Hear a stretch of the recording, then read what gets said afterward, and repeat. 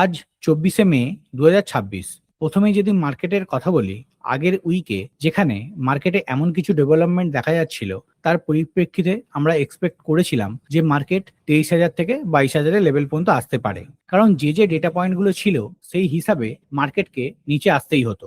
US bond yield ওপরে ছিল, dollar বেড়েছিল, প্লাস ক্রুড অয়েলের প্রাইস বেড়েছিল।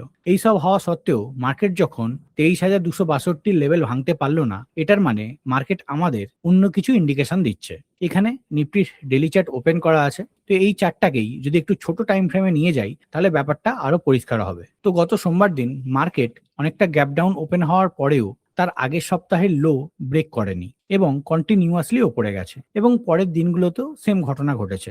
গ্যাপ ডাউন ওপেন হচ্ছে এবং তারপরেই বাইং আসছে, এবং উপরের দিকে একটা 23,850-এর লেভেলে অ্যাজ এ স্ট্রং রেজিস্ট্যান্স হিসেবে কাজ করছে, কারণ এই এরিয়াতেই মাল্টিপল সুইং হাই বানিয়েছে। আর নিচের দিকে যে সুইং গুলো আছে সেগুলো দেখুন আস্তে আস্তে ওপর দিকে শিফট হচ্ছে। তো এটা থেকে স্পষ্ট যে মার্কেট মোটামুটি ওপর দিকে যাওয়ার জন্য তৈরি। তবুও আমাদের একটা কনফার্মেশন লাগবে, কারণ উপর দিকে মাল্টিপল রেজিস্ট্যান্স এরিয়া আছে। প্রথমেই যে লেভেলটা থেকে কয়েকদিন ধরেই সেলিং আসছে সেটা হচ্ছে 23,850-এর লেভেল, এবং এর ওপরে 130 পয়েন্টের একটা গ্যাপ আছে যেটা রেজিস্ট্যান্স হিসেবে কাজ করবে, এবং এর ওপরে 24,432 থেকে 24,590-এর লেভেল। যদি মার্কেট কোনোভাবে এই লেভেলের ওপর ক্লোজ দিয়ে দেয় তাহলে একটা আপসাইড মোমেন্টাম আমরা এক্সপেক্ট করতে পারি। আদারওয়াইজ এইরকমই সাইডওয়েজ রেঞ্জে মার্কেট থাকতে পারে। মার্কেট একটা পজ হয়ে আছে, একটা কোনো সিদ্ধান্তের জন্য মার্কেট পজ হয়ে আছে। সেই সিদ্ধান্তটা এলেই নয় মার্কেট ওপর দিকে যাবে, নয় নিচের দিকে যাবে। এখনো পর্যন্ত যে মার্কেটের সিনারিও, তো আমরা এখন ওপর দিকে চিন্তা ভাবনাই করছি। এর সঙ্গে নিফটি মিড ক্যাপ ইন্ডেক্সও অনেকটা হোল্ড করছে এবং উপরে যাওয়ার জন্য তৈরি, but small cap 250 index slightly negative মনে হচ্ছে as compare to mid cap index. তো লেটস সি, দেখা যাক সামনের দিনে কি হয়। তো এটা গেল ওভারঅল আমাদের মার্কেটের ভিউ। এবার যদি গ্লোবাল মার্কেটের কথা বলি, লাস্ট ফ্রাইডেতে ইউএস মার্কেট থেকে শুরু করে ইউরোপিয়ান মার্কেটে কিছু কিছু ইন্ডেক্স পজিটিভে বন্ধ করেছে, এবং গত দুদিন ধরে আপনারা জানেন যে ইউএস ইরানের মধ্যে একটা নেগোসিয়েশন টক চলছে, তার আউটকাম হয়তো আজকেই আসবে। সোর্স থেকে অনেক নিউজ বাইরে আসছে, বাট সেটা কতটা সত্যি বা ডিল কমপ্লিট হওয়ার পর সেটা কতটা কার্যকর হবে সেটাই এখন চিন্তার বিষয়। বাট দু দেশের মধ্যে একটা এগ্রিমেন্ট হবেই, কারণ ইউএস এর উপর বিশাল চাপ আছে বিভিন্ন দেশ থেকে। আর যদি এখানে কোনো পজিটিভ আউটকাম আসে তাহলে সোমবার মার্কেটের রুপি বদলে যাবে। তো মার্কেট সেই রকমই কিছু এক্সপেকটেশন নিয়ে চলছে, এবার দেখা যাক কি হয়।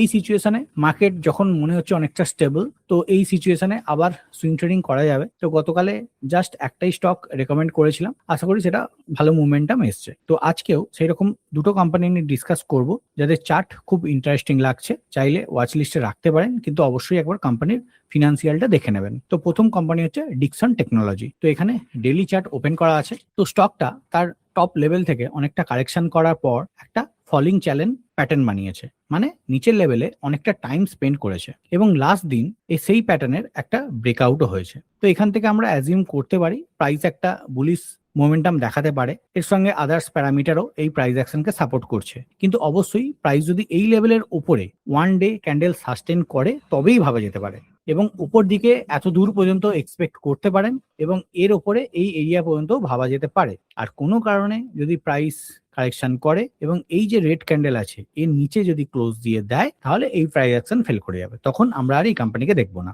তো দ্বিতীয় কোম্পানি বরুণ বেভারেজেস লিমিটেড। তো এই কোম্পানি নিয়ে বিশেষ কিছু বলার নেই, এমনিতেই সামার চলছে, এই কোম্পানি হিউজ বেনিফিট পাবে এবং টেকনিক্যাল লেভেলেও সেই রকমই কিছু সাইন দেখাচ্ছে।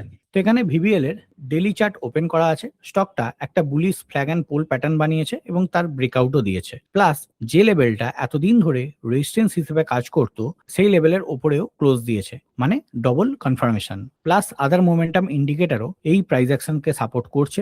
এর সঙ্গে লাস্ট কিছুদিন ধরে ভালো ভলিউমও লক্ষ্য করা যাচ্ছে, এবং Q4 এর রেজাল্ট সেটাও দারুণ এসছে, মানে সব দিক দিয়েই পজিটিভ ব্যাপার। তো এই কোম্পানিকে এই এরিয়াতেই ভাবা যেতে পারে ফর আপসাইড মোমেন্টাম, বাট সামনে দুটো হার্ডেল আছে। ফার্স্ট এই লেভেলে যেটা একটু উইক, আর এর উপরে যে লেভেলটা আছে সেটা হচ্ছে স্ট্রং হার্ডেল। তো এই দুটো এরিয়া পর্যন্ত এক্সপেক্ট করতে পারেন। আর কোনো কারণে প্রাইসে যদি কারেকশন আসে এবং বিলো এই লেভেল ক্লোজ দিয়ে দেয় তাহলে এই প্রাইস অ্যাকশন ফেল করে যাবে, তখন আমরা আর এই চার্টটাকে দেখবো না। তো এখানে ডিসকাস করা দুটো স্টকই কোনো বাই বা সেলের রেকমেন্ডেশন নয়, জাস্ট এডুকেশনাল পারপাস বলা, যাতে আপনারা টেকনিক্যাল লেভেল শিখতে পারেন। তো সেই রকমই আমরা একটা কোর্স লঞ্চ করেছি জানেন, যেটা 2025-এর জানুয়ারি থেকে চলছিল। তো নেক্সট ব্যাচ আমাদের জুন মাসের 15 তারিখ থেকে শুরু হচ্ছে। যদি কেউ এনরোল করতে চান তাহলে করিয়ে নিতে পারেন, যাতে আমরা সামনের দিনে একসঙ্গে কাজ করতে পারি। তো এখানেই আমার ছোট্ট ভিডিওটা এন্ড আপ করছি। যদি এই ইনফরমেশন আপনাদের হেল্পফুল বলে মনে হয় তাহলে অবশ্যই লাইক অ্যান্ড শেয়ার করে দেবেন। আজকের মতো বাই বাই, ভালো থাকবেন, সুস্থ থাকবেন।